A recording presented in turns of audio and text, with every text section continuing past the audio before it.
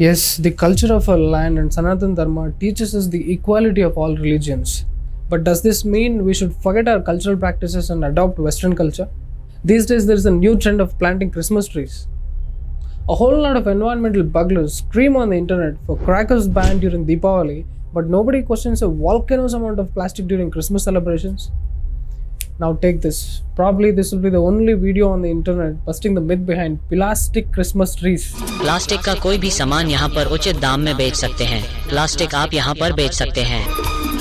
So you need not wait for my statistics and proofs to understand how much pollution Christmas celebration causes, because our intellectual secular Hindus also plant Christmas trees in their homes.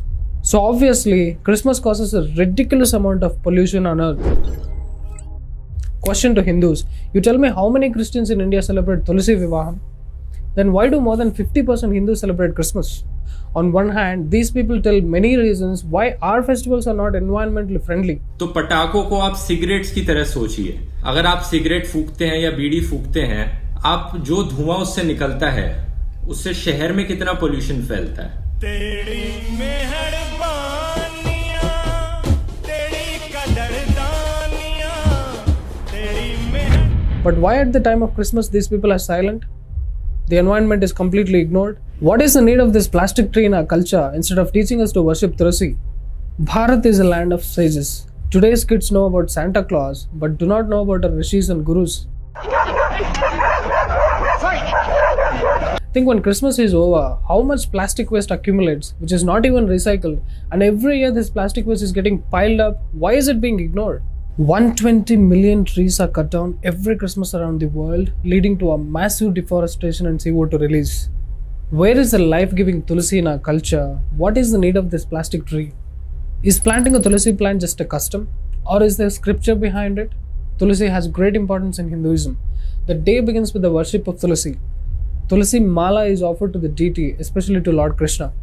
You heard of the name Vrindavan, the place where Lord Krishna spent his childhood? Why is it not named Krishnavan? Why is it called Vrindavan? Vrinda is another name for Tulsi plant, and one means forest, hence the name Vrindavan. The holy town of Vrindavan near Mathura is an important pilgrimage hub in Braj region that attracts an estimated 5 lakh pilgrims every year. What is the importance of Tulsi? I will tell you the latest scientific discoveries later, because they haven't discovered anything new to what is already being said by our grandparents at home.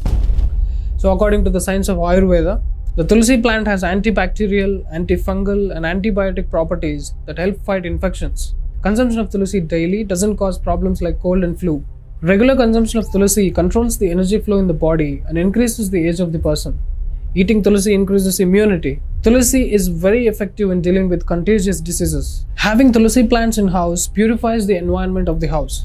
Our sages recognized it tens of thousands of years ago and hence made it a custom of planting Tulsi plants in front of homes and starting the day with Tulsi plant worship. We Indians have one problem. Unless a Western scientist clarifies our methods, we Indians don't follow that at all. French doctor Victor Rezin says that Tulsi is a wonderful medicine. According to the Imperial Malarial Conference, Tulsi is a reliable and automatic medicine for malaria. In the research done by scientists of DRDO, it has been found that Tulsi contains antioxidants which is helpful in healing the dead cells of the body. The effect of Tulsi reduces the damage caused by chemicals or other intoxicants reaching the body. Tulsi is effective against TB, malaria and other contagious diseases. Okay? Satisfied?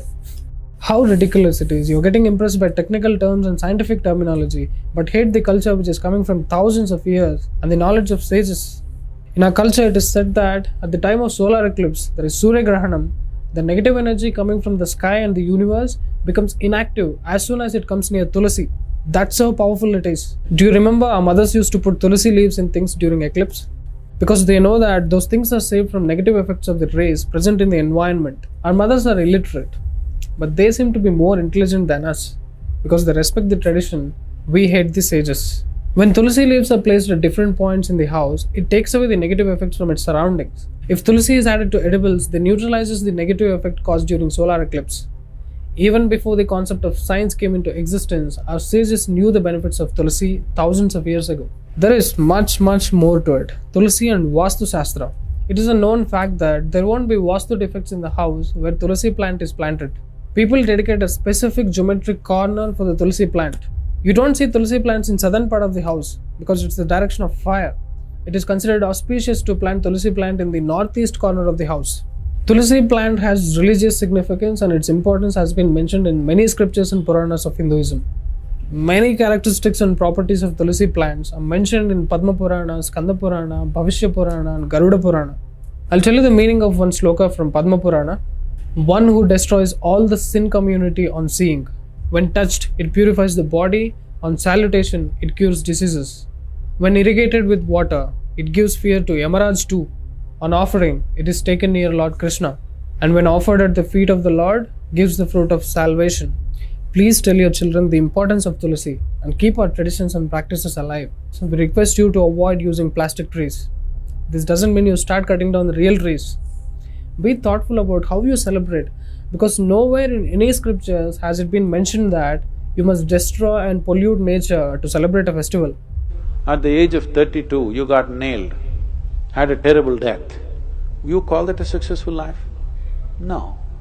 But we bow down to him because even when he was nailed, he said, they know not what they're doing. Forgive them. For that we bow down to him, not because he got nailed.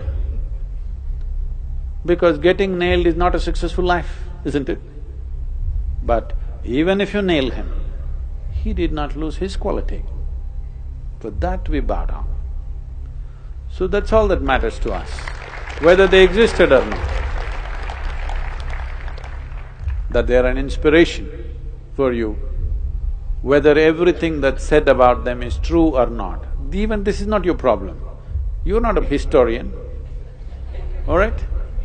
You just need some icon to move towards a better way of existing for yourself, that's all. What does it matter? Krishna did not exist, Jesus did not exist, what does it matter to you? 2000 years ago, whether a man lived or did not live, or it's just a figment of somebody's imagination, what does it matter? It is the quality that matters, isn't it? We recognize these qualities as great qualities, in some way trying to emulate them to whatever extent one can. That's what we're looking at. Let's all post it in our social media accounts.